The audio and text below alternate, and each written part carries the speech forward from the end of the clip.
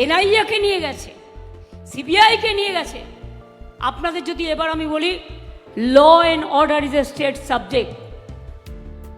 At the time of election, though it is under the election commission, but তুমি কিছু দেখাচ্ছ যার কোনো সাক্ষী নেই, লোকাল পুলিশও জানে না, তুমি যেটা নিজের না নিয়ে এসেছো কি করে জানবে?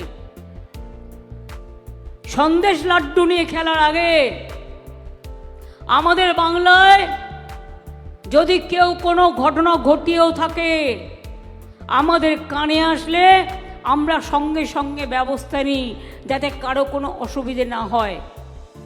আমরা কেউ জানতে পারলাম না কি হয়েছে, এবিপি আনন্দ আর বিজেপি জেনে গেল।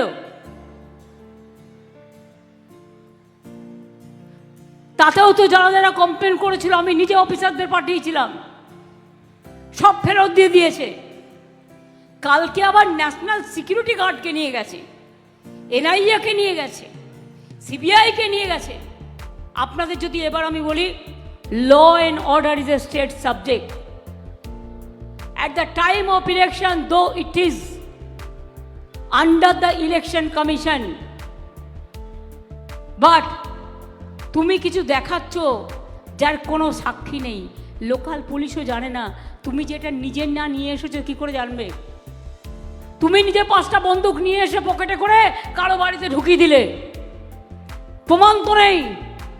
তুমি নিজে এসে কিছু গাঁজা বা কিছু ড্রাগ পকেটে করে নিয়ে এসে কারো বাড়িতে ঢুকিয়ে দিলে, নিয়ে তারপরে ছবিওয়ালাগুলোকে ডাকলে, আর ছবিওয়ালাগুলো তো সারাক্ষণ ভেজাল খবর, সত্যি কথা বলে না, বিজেপির টাকা নেয় আর বিজেপি যা বলে তাই সকাল থেকে রাত অবধি করে। আমি সাংবাদিকদের দোষ দিই না, এটা হচ্ছে কাগজের মালিকদের আর চ্যানেলের মালিকদের নিজেদের ইনকাম ট্যাক্স থেকে রেহাই পাওয়ার জন্য, সিবিআই থেকে রেহাই পাওয়ার জন্য, আইটি থেকে এনআইএ সব কিছু থেকে রেহাই পাওয়ার জন্য বিজেপির কাছে আপনারা মাথা নত করে দিয়েছেন। আপনাদের লজ্জা করে না?